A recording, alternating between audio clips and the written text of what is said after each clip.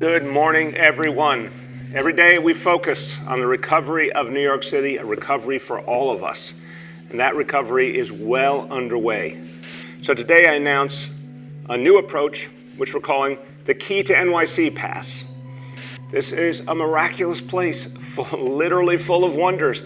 And if you're vaccinated, all that's going to open up to you. You'll have the key, you can open the door. But if you're unvaccinated, unfortunately, you will not be able to participate in many things. That's the point we're trying to get across. It's time for people to see vaccination as literally necessary to living a good and full and healthy life. The Key to NYC Pass will be a first-in-the-nation approach. It will require vaccination for workers and customers. We'll be issuing a mayoral executive order and a health commissioner's order.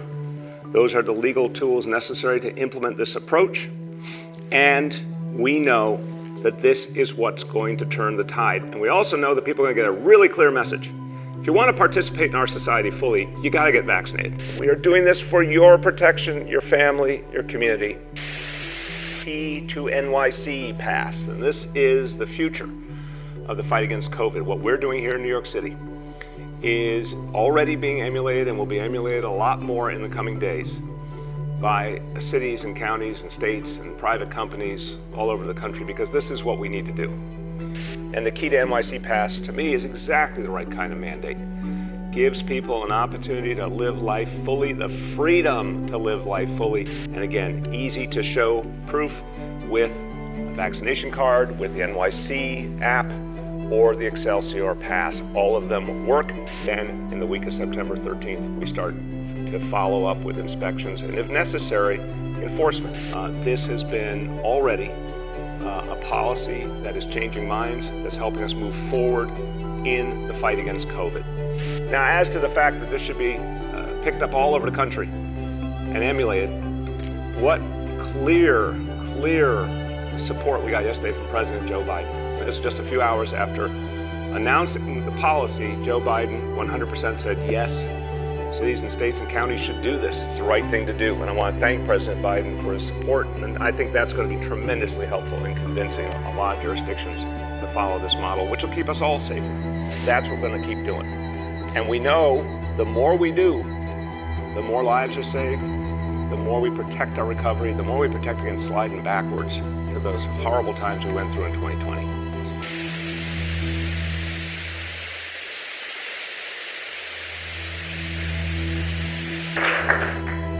Good morning and welcome to the White House. Today we take an essential step in defeating terrorism while protecting the constitutional rights of all Americans. With my signature, this law will give intelligence and law enforcement officials important new tools to fight a present danger. The changes effective today will help counter a threat like no other our nation has ever faced. The bill before me takes account of the new realities and dangers posed by modern terrorists. It will help law enforcement to identify, to dismantle, to disrupt, and to punish terrorists before they strike. This new law that I signed today will allow surveillance of all communications used by terrorists, including emails, the internet, and cell phones. As of today, we'll be able to better meet the technological challenges posed by this proliferation of communications technology. This bill met with overwhelming agreement in Congress because it upholds and respects the civil liberties guaranteed by our Constitution.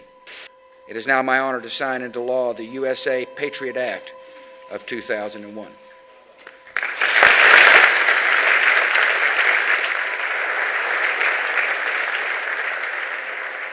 And you know what? That capability will exist in 3 months, in 3 years, and in 30 years if we allow it to be implemented today. You have been asked to give more and more. And when a moment of crisis comes and Congress starts throwing money around, we are getting the smallest portion. And then think about now the only thing that we have left, our rights, our ideals, our values as people. That's what they're coming for now. That's what they're asking us to give up. That's what they're asking to change. And remember that from a perspective of a free society, A virus is a serious problem. It is harmful. But the destruction of our rights is fatal. That's permanent.